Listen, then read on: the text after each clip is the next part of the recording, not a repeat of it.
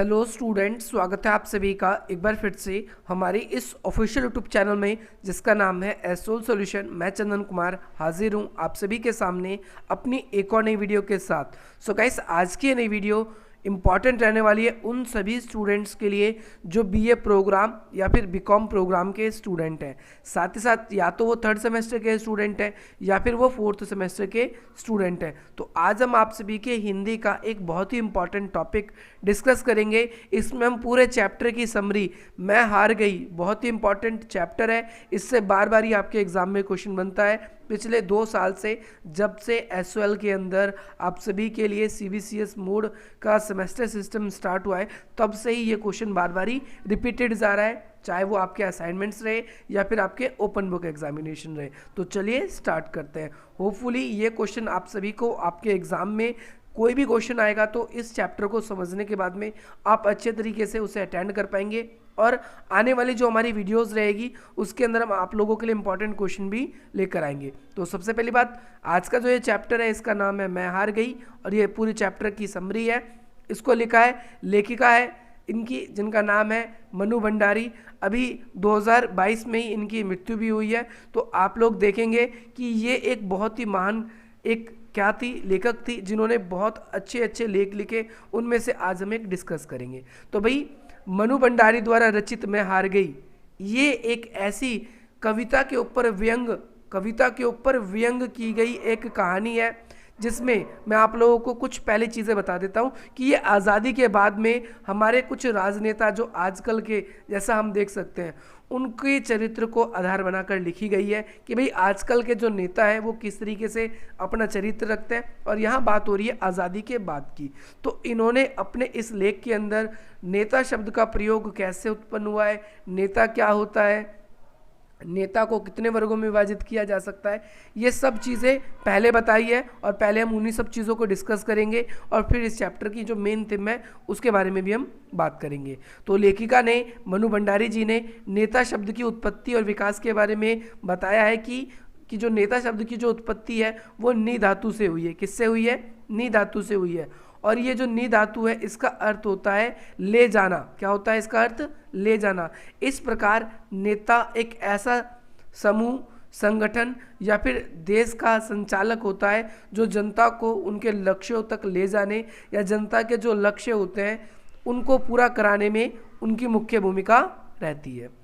इस लेख के अंदर, इस पूरे चैप्टर के अंदर मनु भंडारी जी ने देश और समाज के नायक के रूप में नेताओं के अंदर क्या क्या गुण होने चाहिए, क्या क्या अवगुण होना चाहिए, इसके बारे में इन्होंने बताया है। जैसे आज एक नेता है, आप सब उनको क्यों चुनते हो लोकतांत्रिक देश के अंदर? कि वो आप सभी की शासन व्यवस्था और आप सभी की जो इच्छा है उसको सम्मुख रख सके। लेकिन यहाँ पर मनु भंडारी जी ने कहा है कि एक नेता के क्या क्या गुण होने चाहिए और क्या क्या अवगुण होने चाहिए, इसके बारे में बताया है।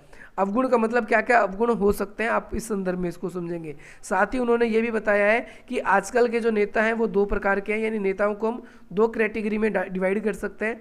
सबसे पहला, वे नेताओं की कैटेगरी जो देश दुनिया में लोगों के लिए आदर्श हैं, जिसमें स्वामी विवेकानंद, भगत सिंह जी, चंद्रशेखर आज़ाद, सुभाष चंद्र बोस, गांधी जी, नेहरू जी और अंबेडकर जी, ये आदि ये प्रमुख नेता हैं।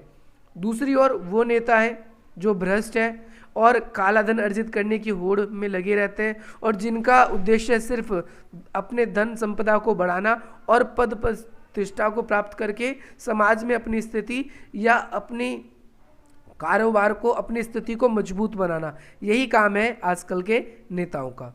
तो मनु भंडारी जी, जो कि दिल्ली विश्वविद्यालय जिसके आप स्टूडेंट हो, उन्हीं के ही एक स्टूडेंट थी, और उन्होंने क्या किया है कि उन्होंने जो भी एक्सपीरियंस किया है उस आधार पे वो क्या करते हैं, अपने अनुभवों को वो आपके सामने लिखने का प्रयास करती है। तो जो ये मनु भंडारी है, इस कहानी में इन्होंने सबसे पहली बात तो ये जो कहानी नामक एक पत्रिका है उसके अंदर ये प्रकाशित हुई थी, उसके अंदर से इसके अंश को लिया गया है। जैसे आप कई सारे चैप्टर्स क्लास 12th में भी पढ़े होंगे, आपकी 2 बुक होती है, एक अंतरा एक अंतराल। तो अंतराल जो बुक थी उसके अंदर आपने देखा कि वो अंश थे, किसी न किसी एक बड़े उपन्यास में से उसको लिया गया है। तो ठीक इसी तरीके से मनु भंडारी जी की जो ये आप लोग जो ये पाठ पढ़ रहे हो, ये मैं हार गई, ये क्या है? सबसे पहले कहाँ प्रथम इसकी जो प्रकाशित है वो कहाँ पर हुई थी? कहानी में हुई थी, और कहानी नामक पत्रिका जो है उसी में ये प्रकाशित हुई। इसमें आजकल के नेताओं का कैसा चरित्र होता है उनका चित्रण किया गया है। कहानी कुछ इस प्रकार से शुरू होती है। इसमें एक दिल्ली विश्वविद्यालय की स्टूडेंट होती है मनु भंडारी, और वो क्या है कि वहाँ पर सभा स्थल के अंदर हिंदी कवि सम्मेलन चल रहा था, और हिंदी कवि सम्मेलन की वजह से वहाँ पर जो विभिन्न कवि थे वो अपनी अपनी कविताएं सुना रहे थे, चुटकुले सुना रहे थे, शायरियाँ सुना रहे थे, और अलग अलग ढंग से वहाँ पर पूरे के पूरे सभा स्थल में हंसी का खुशी का माहौल है। सब एक दूसरे की कविताएं सुनकर मनमोहक हो रुके हैं। वहीं दूसरी ओर एक दूसरा व्यक्ति होता है वहाँ पर सभा में ही, जो एक कविता प्रस्तुत करता है जिसका शीर्षक होता है बेटे का भविष्य। ये बहुत ही इंपॉर्टेंट है, आप लोगों को ध्यान रखना है कि कविता का क्या शीर्षक था उनका, उन कवि का कविता का शीर्षक था बेटे का भविष्य। इस कविता में वो बताते हैं कि एक पिता होता है, वो अपने बेटे के, अपने पुत्र के भविष्य के अनुमान लगाने के लिए 3 वस्तुएं ऐसी होती हैं जो उसके कमरे में रखता है, और वो इन 3 वस्तुओं के आधार पे वो सोचता है कि भाई मुझे पता चल जाएगा कि मेरे बेटे का जो भविष्य है वो किस प्रकार का रहने वाला है। वो 3 चीज़ें रखता है। पहला एक अभिनेत्री की तस्वीर, दूसरा शराब की बोतल, और तीसरा एक प्रति गीता की। ये तीनों चीज़ इसलिए रखता है ताकि जो बच्चा है, उसका जो पुत्र है, वो उसका अनुमान लगा सके कि वो आध्यात्मिक ओर जाता है, या फिर वो समाज में गलत प्रवृत्ति की तरफ जाता है, या फिर वो महिलाओं या लड़कियों की तरफ आकर्षित होता है। तो भाई, और ये सारी की सारी जो घटना है पर्दे के पीछे खड़ा होकर उसका पिता ये सारी प्रतिक्रियाएं नोट करता है कि मेरा बेटा क्या क्या करेगा। अब भाई बेटा जैसे कमरे में प्रवेश करता है, उसने कुछ निम्नलिखित प्रक्रियाएं करी। क्या क्या प्रक्रिया करी? सबसे पहले उसने क्या किया, बेटा कमरे में गया, सबसे पहले अभिनेत्री की तस्वीर देखकर प्रसन्न होता है, मुस्कुराता है, उसके बाद फिर बैठ जाता है वहीं पर ही, ठीक है, और शराब पी के बोतल को खोलता है, 2 घूंट शराब पीता है, ठीक। दूसरा काम वो ये करता है। और तीसरा काम क्या करता है कि फिर वो एक गंभीर मुद्रा में आराम से शांत चुपचाप बैठ जाता है, और इसके बाद में जो गीता है उसकी प्रति को, यानी गीता जो आप सबको पता है एक धार्मिक पुस्तक है, उसको अपने बाहों में दबाता है और उसे चुपचाप वहीं बैठा रहता है। थोड़ी देर बाद में वो उस कमरे से लेफ्ट हो जाता है, कमरे से बाहर चले जाता है। बेटे की ये सारी हरकत देखकर पिता को विश्वास हो जाता है कि वो आजकल का क्या बनेगा, नेता बनेगा। तो यहाँ पर आप लोगों ने देखा कि भाई आजकल के नेता के रूप में उन्होंने अपने बेटे को व्यंग किया कि आजकल के नेता भी ऐसे होते हैं, वो क्या करते हैं, वो ऐश मौज में, भोग विलास में सिर्फ खोए रहते हैं, और उन्हें कोई मतलब नहीं होता समाज सोसाइटी में क्या हो रहा है क्या नहीं। तो भाई इस कविता को सुनकर जितने भी दर्शक वहाँ पर थे उस कवि सम्मेलन में, सभी हंसने लगते हैं, ताली गड़गड़ाहट शुरू हो जाती है, और पूरा सभा कक्ष जो था तालियों की गड़गड़ाहट से गूंजने लगता है। लेखिका जो उस समय मनु भंडारी थी, उनको इससे बहुत बुरा लगता है, वो ये व्यंग जो है वो सहन नहीं कर पाती। अब आप बोलोगे क्यों भाई, उनको कैसा क्या हो गया?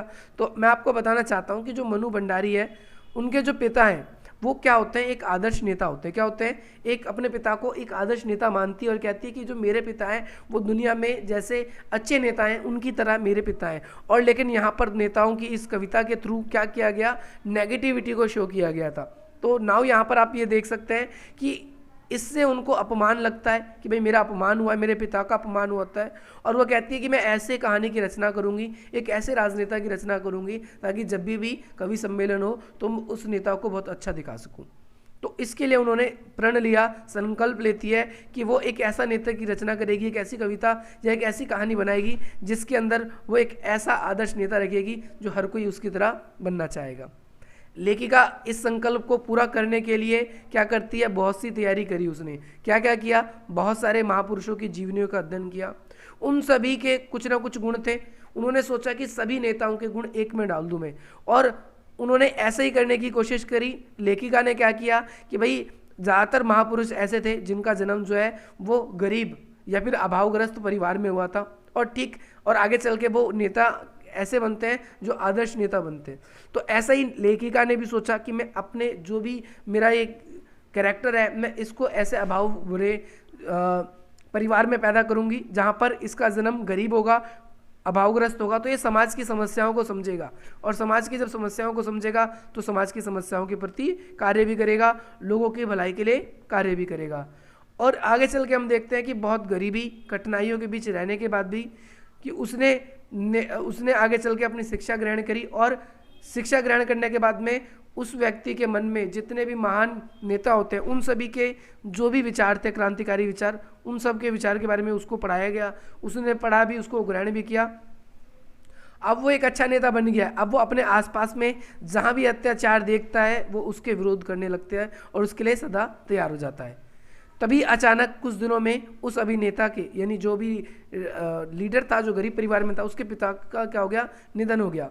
अब भाई उसके परिवार को चलाने की सारी की सारी जिम्मेदारी क्या हो जाती है, उसके कंधों पर आ जाती है।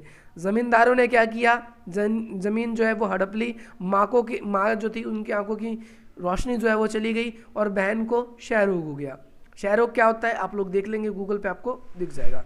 इसके बाद में अब मजबूरन उसे कहीं नौकरी नहीं मिल रही थी, घर की सारी जिम्मेदारी उसके कंधों पे आ गई थी और ऐसे में उसके पास में मजदूरी करने के अलावा उसके पास कोई और चारा नहीं था। उसके पास में हम ये कह सकते हैं कि भाई मजदूरी करने के अलावा कोई और सोर्स नहीं बचा। और इसके बाद एक दिन उसके पिता को लगा कि भाई, एक दिन उसको पता लगा कि भाई उसके जो क्षय रोग है उसके इलाज के लिए उसको पता चलता है कि भाई उसकी सिस्टर को जो क्षय रोग हो रखा था, इसकी वजह से बहुत सारा पैसा उसके इलाज के लिए आवश्यकता पड़ेगी, है ना। और जो भी उसके जानकार थे, किसी ने भी उसकी इनकार करने से, उसे हेल्प करने से मना कर दिया कि भैया हम आपकी हेल्प नहीं कर पाएंगे। इस कारण से लेखक क्या करता है, अपने सारे आदर्श, सारे अच्छे गुण सब कुछ भूल जाता है और लेखिका का जो ये आदर्श नेता था उसके भाव में परिवर्तन हो जाता है और लेखिका को भी धक्का लगता है। वो क्या करता है कि वो अपनी आम आवश्यकताओं को पूर्ति करने के लिए चोरी चकारी करना शुरू कर देता है और इसी में ही जो नेता है उसकी दुनिया तहस नहस लेखक का कर देती है, यानी वो जो लेख लिख रही थी उस लेख के वे टुकड़े टुकड़े कर देती है और इसकी वजह से उसका जीवन खत्म हो जाता है। फिर लेखिका एक बार फिर कोशिश करती है कि भाई मेरी कहाँ कमी रह गई, तो उन्होंने देखा कि अगर ये जो मेरा आदर्श नेता था, अगर ये अभावग्रस्त परिवार में पैदा नहीं हुआ होता तो ये शायद अच्छे तरीके से नेता बन पाता। तो लेखिका ने ऐसे ही किया। अब की बार भी इन्होंने एक ऐसे रचना करने की कोशिश करी आदर्श नेता की जिसका जन्म पहले तो गरीब परिवार में हुआ था, वो तो कैंसिल हो गया। अब जो नया कैरेक्टर जब ये बना रही है, एक नई कविता या नई कहानी लिख रही है, उसके अंदर क्या कर रही है, ये एक ऐसे कैरेक्टर को क्रिएट कर रही है जिसका जन्म अमीर परिवार में हुआ और इसके अंदर भी वो सारे गुण भरे गए जैसा कि गरीब उस नेता के मन में भरे गए थे कि भैया समाज में कहीं भी बुराई हो तो उसके लिए सामने खड़े हो जाना, अच्छे अच्छे नेताओं के बारे में पढ़ना, ये सारी की सारी चीज़ें इन्होंने रचनात्मक ढंग से उनके मन में कर दिया था। ठीक है, अब आदर्श नेता के बारे में यहाँ पर बताया गया है, जैसे समृद्ध परिवार में हुआ, अभाव का नामो निशान नेता, अच्छे विद्यालय में उन्होंने शिक्षा ग्रहण करी और इस नाते उनके मन में भी सही रहा सब कुछ। यह नेता पढ़ता भी था, दूसरों को पढ़ाता भी था, सहायता भी करता था और धीरे धीरे ये आदर्श नेता जैसे ही कॉलेज में उसका एडमिशन होता है तो वो धीरे धीरे उसका मोह की तरफ मन भागने लगता है और वो टूटने लगता है। मैं आपको बताता हूँ, जैसे ही वो कॉलेज जाना स्टार्ट करता है उसके रंग रूप में परिवर्तन आ जाता है और वो ज़्यादातर समय अपना भोग विलास या फिर ऐश मौज में काटने लगता है और इस वजह से वो किसी की सलाह पे काम भी नहीं करता और उसको क्या करना चाहिए समाज सोसाइटी के लिए वो ऐसा कुछ भी नहीं करता। इस परिवर्तन को देखकर लेखिका जो है वो फिर निराश हो जाती है और फिर उसको गुस्सा आ जाता है और गुस्सा आने की वजह से वो क्या करती है, वो दोबारा से उस नेता की ज़िंदगी को उजाड़ देती है, उसके टुकड़े टुकड़े यानी चिंदा चिंदा उसका कर देती है।